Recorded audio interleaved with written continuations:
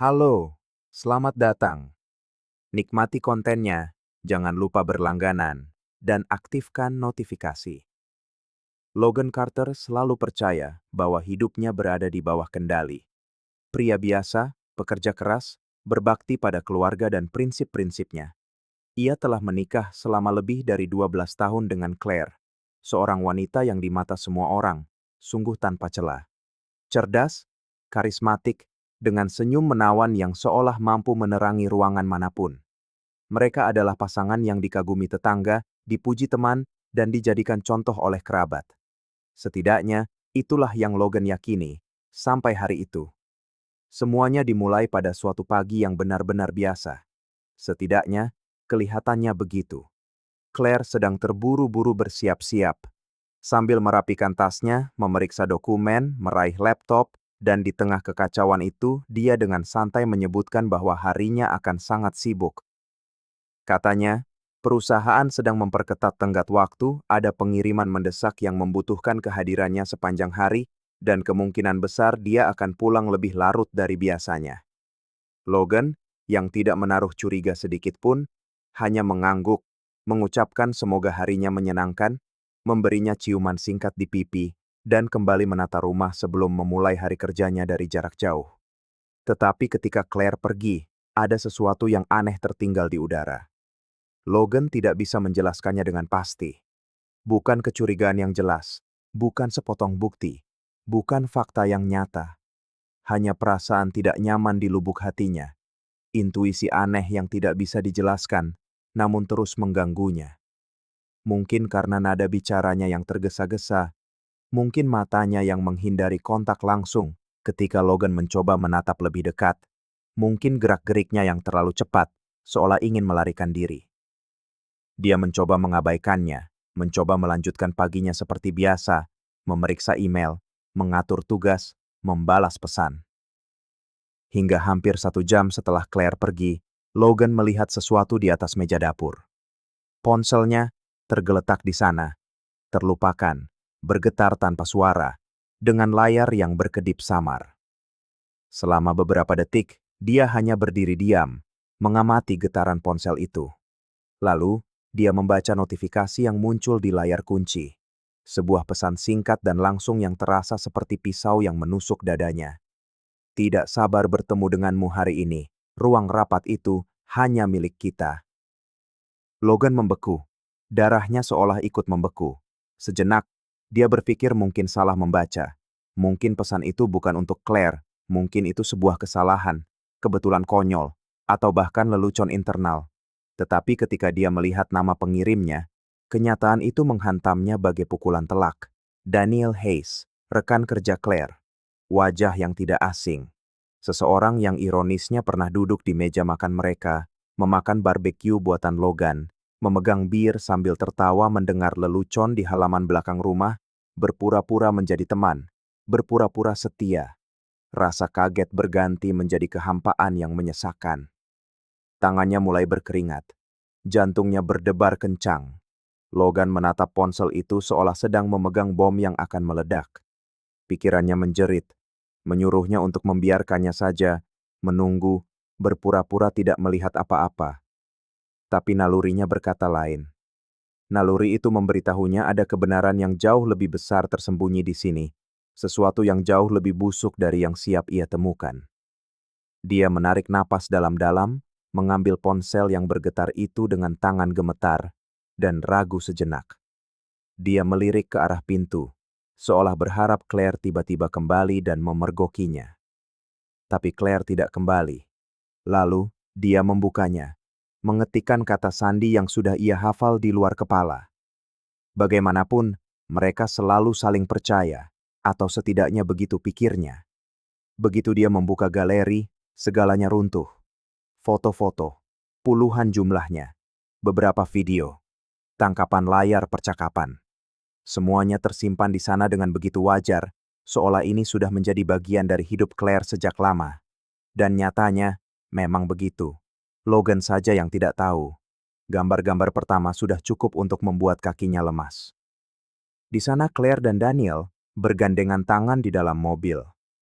Berpelukan, tersenyum, berciuman di tempat parkir perusahaan, dan yang paling menyakitkan, foto-foto dari sebuah kamar motel di kota sebelah. Claire, yang selalu beralasan ada perjalanan bisnis, rapat penting, atau acara kumpul-kumpul yang tak bisa dihindari, ternyata ada di sana, dalam pelukan pria lain. Setiap usapan di layar, semakin banyak bukti yang muncul. Mereka menjalin hubungan, bukan sekadar affair sesaat. Ini adalah sesuatu yang dibangun, dipupuk, dan dijaga secara rahasia seperti dua remaja yang menjalani petualangan terlarang. Ada pesan-pesan audio, pesan suara yang membutuhkan keberanian Logan untuk mendengarkannya. Dan ketika dia menekan tombol putar, rasanya seperti tanah terbelah di bawah kakinya. Kamu membuatku sangat bahagia. Aku tidak pernah membayangkan bisa merasakan hal seperti ini lagi. Aku ingin bertemu denganmu hari ini. Hanya hari ini tidak cukup, tapi hanya itu yang kita punya untuk saat ini. Andai aku punya keberanian, aku akan meninggalkan segalanya, hanya agar kita bisa benar-benar menjalani ini. Dan balasan Daniel, untuk melengkapi pukulan di dadanya. Kita pantas mendapatkannya. Aku hanya berharap kamu segera membuat keputusan itu. Aku di sini, menunggumu. Wajah Logan memucat. Seluruh tubuhnya bergetar. Napasnya menjadi berat dan sesak, seolah udara di sekitarnya mengental dan menjadi lebih sulit dihirup. Dia mencoba tetap tenang, mencoba untuk tidak menghancurkan apapun, tidak berteriak, tidak melempar ponsel itu ke dinding, tetapi dorongan itu ada di sana.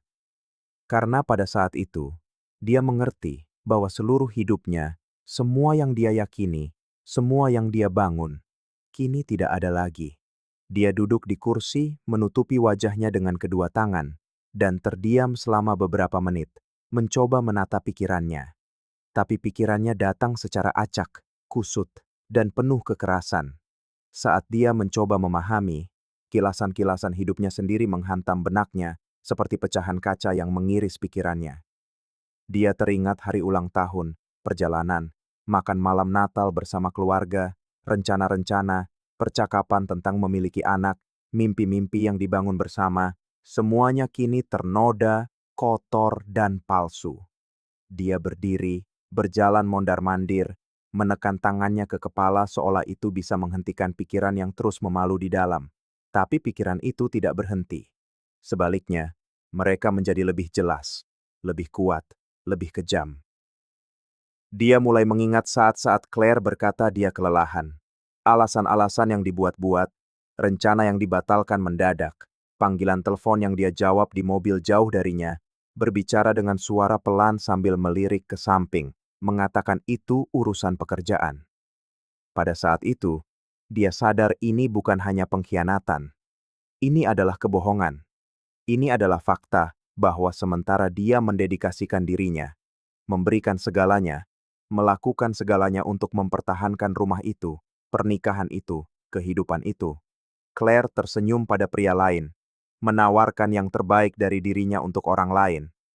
Dan Daniel berpura-pura menjadi temannya, menjabat tangannya, menatap matanya, berbagi lelucon.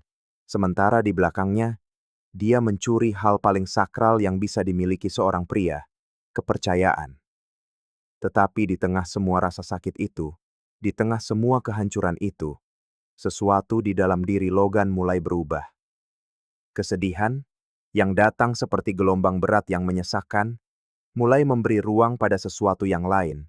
Sebuah rasa dingin yang tidak pernah ia bayangkan ada dalam dirinya. Sebuah kejernihan yang kejam dan tanpa ampun. Dan untuk pertama kalinya, dia mengerti. Dia mengerti bahwa dia tidak sedang menghadapi pengkhianatan sederhana. Dia menghadapi sebuah keputusan, pilihan yang dibuat oleh dua orang, secara sadar, terencana, dan disengaja. Dan Logan menatap ponsel di tangannya, bergumam pada dirinya sendiri. Suaranya tegas, nyaris tidak mengenali nadanya sendiri. Kalian telah membuat pilihan. Sekarang, kalian akan belajar apa akibatnya.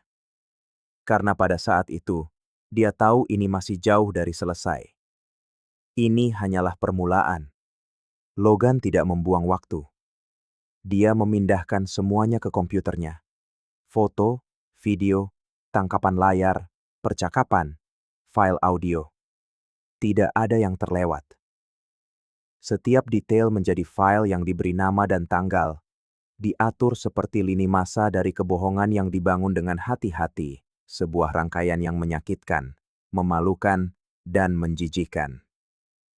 Setelah selesai mengatur semua bukti, Logan menatap layar komputernya dan tahu persis apa yang harus dia lakukan. Dia sempat berpikir untuk menunggu Claire pulang dan menghadapinya secara langsung, tetapi dia sadar itu tidak akan cukup. Kebohongan ini terlalu besar, terlalu kotor untuk berakhir hanya dengan pertengkaran di antara 4 dinding. Jadi, dia membuka emailnya, membuat akun anonim baru, dan mulai mempersiapkan apa yang akan menjadi hari terburuk bagi banyak orang. Dia menulis pesan yang lugas dan tajam, tanpa ruang untuk keraguan. Dimulai dengan kalimat, "Kalian perlu tahu siapa orang-orang di sekitar kalian sebenarnya." Dan setelah itu dia menumpahkan seluruh kebenaran. Dia melampirkan gambar-gambar, foto-foto yang berbicara lebih keras dari kata-kata apapun. Ciuman tersembunyi, genggaman tangan, tatapan mesra. Ditambah dengan audio. Audio yang sama yang merobek dadanya saat pertama kali mendengarnya. Dia sangat teliti dalam memilih daftar penerima. Keluarga Claire, keluarga Daniel, teman-teman bersama, rekan kerja, atasan, dan terutama Vanessa, istri Daniel. Dia menjadwalkan pengiriman semua email secara serentak. Dan ketika dia menekan tombol kirim itu, rasanya seperti memicu sebuah bom. Tidak ada jalan untuk kembali. Efeknya mulai terasa hampir seketika. Di perusahaan, Claire menerima email itu di tengah-tengah jam kerja. Begitu membukanya, dia membeku. Matanya terbelalak, tangannya gemetar, dan guncangannya begitu hebat hingga tubuhnya menyerah. Dia pingsan di lantai di depan semua orang. Di lantai atas, Daniel juga membuka email itu saat rapat penting. Gambar-gambar itu muncul di layar, dan pada detik yang sama, dia benar-benar kehilangan kendali. Dia mencoba mengecilkan jendela, menutup laptop, tetapi tatapan rekan-rekannya sudah tertuju padanya. Direktur SDM berdiri, menatap lurus ke arahnya, dan hanya berkata, "Ikut saya sekarang." Skandal itu menyebar seperti api, grup WhatsApp meneruskan email, orang-orang bergosip di lorong. Klien mulai menelepon, menuntut penjelasan. Beberapa bahkan mengancam akan membatalkan kontrak. Dan di rumah Daniel, dampaknya tidak kalah besar. Vanessa membuka email, melihat setiap foto, mendengarkan setiap audio, dan selama beberapa detik, dia merasa seluruh dunianya runtuh. Dia berteriak, menangis, melempar laptop ke sofa, dan berjalan mondar-mandir di rumah dengan syok sementara anak-anaknya menonton, ketakutan, dan bingung. Logan, di sisi lain, mengamati semuanya terungkap dalam diam. Ponselnya bergetar tanpa henti, pesan masuk, pesan suara, panggilan telepon, tetapi dia mengabaikan semuanya. Dia hanya menarik napas dalam-dalam dan berpikir, "Ini yang ingin kalian sembunyikan ya? Nah sekarang, semua orang tahu." Ketika Claire dipanggil ke ruang direktur, dia masuk dengan wajah pucat dan tubuh gemetar. Dia tahu persis alasannya. Foto-foto, tangkapan layar, dan audio itu telah menyebar seperti virus. Membuka email sebelumnya dan melihat file-file itu beredar di antara rekan kerja, manajer, dan bahkan klien sudah cukup baginya untuk memahami bahwa hidupnya telah berakhir di tempat itu.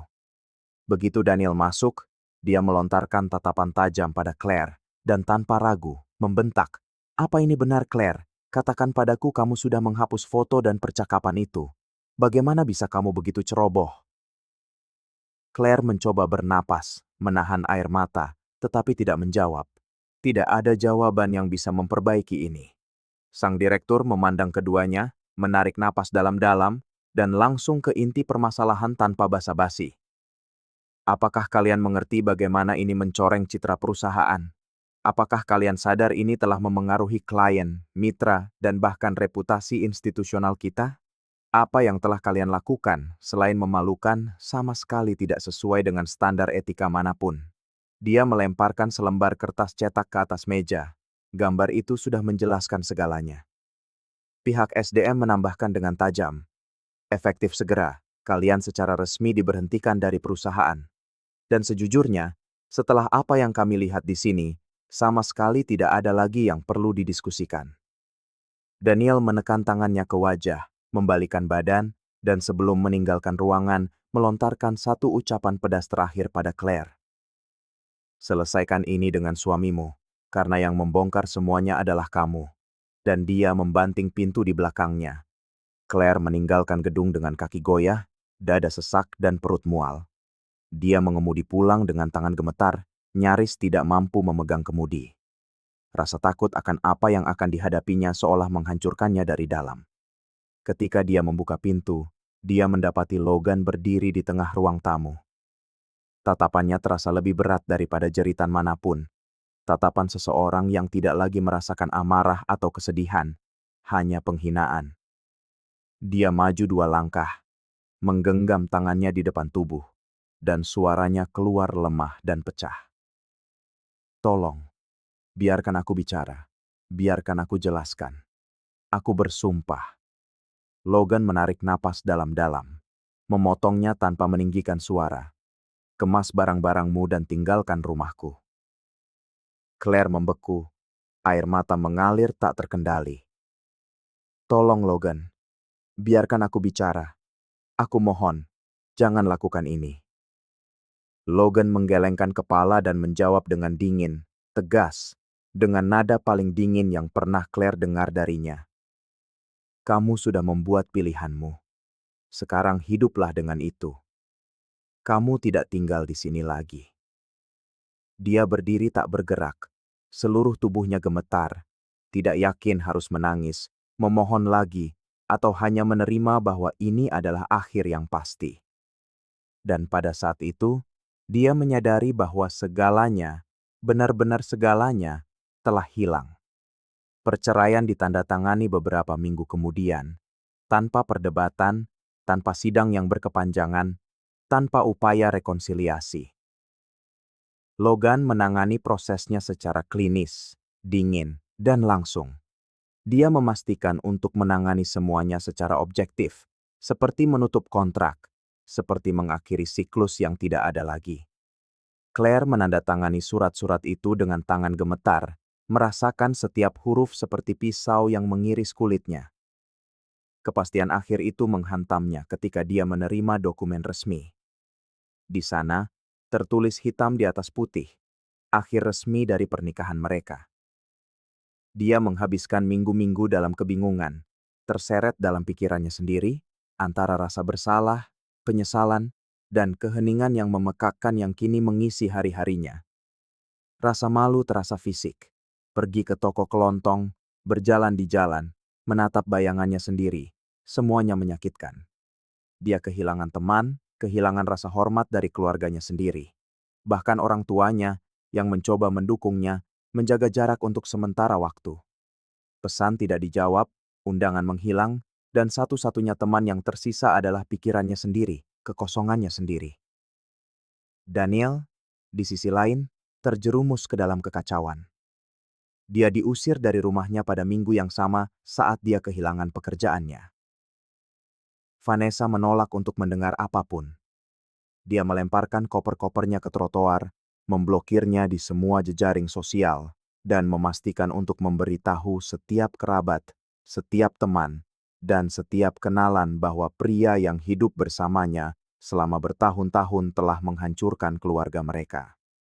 Anak-anak mereka, yang sampai saat itu melihatnya sebagai ayah yang hadir, mulai memperlakukannya seperti orang asing, seorang pengunjung yang telah melakukan sesuatu yang tidak termaafkan. Dia mencoba membangun kembali, mengetuk pintu kenalan untuk mencari pekerjaan, tetapi ceritanya menyebar begitu cepat sehingga pintu-pintu tertutup bahkan sebelum dia sempat menyentuhnya. Dia akhirnya tinggal di sebuah apartemen sewaan kecil dengan perabotan bekas, kasur di lantai, dan kekosongan yang seolah menghancurkan dadanya. Vanessa, dengan tekad bulat, fokus pada anak-anaknya dan kedamaiannya sendiri. Dia melangkah maju tanpa menoleh ke belakang, seolah-olah Daniel tidak pernah ada. Dan memang, baginya, Daniel sudah tidak ada. Claire, Setelah berbulan-bulan terjebak dalam rutinitas yang menyesakan, mengerti bahwa hidup tidak akan berhenti hanya agar dia bisa memperbaiki masa lalu. Dia mencari bantuan, memulai terapi, menyibukkan diri dengan kursus, mengisi pikirannya dengan apapun yang bisa menariknya keluar dari lubang itu. Di tengah proses ini, dia bertemu seseorang, seorang pria yang, seperti dirinya, membawa luka. Duda, ayah dari seorang gadis kecil, seseorang yang tahu persis bagaimana rasanya melihat hidupnya hancur berantakan. Mereka mulai berbicara, membangun persahabatan yang seiring waktu berubah menjadi sesuatu yang lebih. Dan tidak seperti semua yang pernah dia alami sebelumnya, kali ini dia belajar untuk menghargai apa yang pernah dia buang. Waktu berlalu. Logan menjauhkan diri dari segalanya. Menjual rumah, meninggalkan kota, pindah negara bagian, menghilang dari lingkaran sosial, grup, dan kontak, hidup untuk sementara seolah-olah dia ingin tidak terlihat. Dan dalam keputusannya untuk menjauh, dia menemukan kebebasannya sendiri, membangun kembali hidupnya dari nol. Bertahun-tahun kemudian, di sebuah pesta keluarga yang diadakan oleh keponakan Vanessa, sebuah wajah yang dikenal masuk melalui pintu, dan selama beberapa detik, keheningan menyelimuti seluruh ruangan. Logan tiba, tetapi berbeda dari pria hancur yang diingat semua orang. Ini adalah pria yang lain sekarang. Lebih ringan, lebih percaya diri, lebih bahagia. Di sisinya berdiri seorang wanita, dan bersamanya, dua anak kecil yang senyumnya membuktikan bahwa dia telah memulai kembali dan memulainya dengan baik. Yang mengejutkan semua orang adalah saat mereka mengetahui siapa wanita itu. Seorang teman lama Vanessa. Seseorang yang di masa lalu pernah mencoba memperingatkan mereka, mencoba membuka mata mereka, mencoba memberitahu mereka, dan yang saat itu diabaikan, dianggap enteng, diperlakukan seperti orang yang ikut campur di tempat yang bukan urusannya.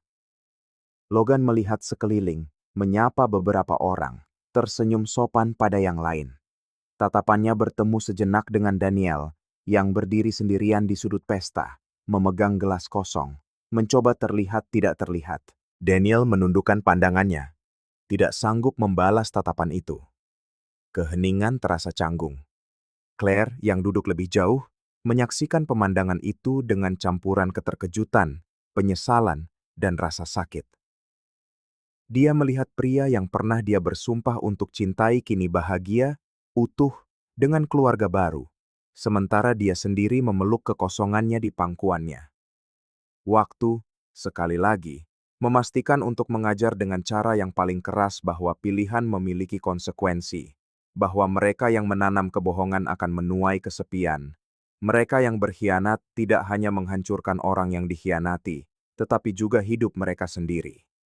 Dan seberapa lama pun waktu yang dibutuhkan, hidup akan selalu menemukan cara untuk menunjukkan bahwa siapapun yang menghancurkan orang lain, pada akhirnya akan menghancurkan diri mereka sendiri. Terima kasih telah menonton video ini. Jika Anda menyukainya, jangan lupa untuk berlangganan channel ini dan aktifkan notifikasi agar tidak ketinggalan pembaruan apapun. Sampai jumpa di lain waktu.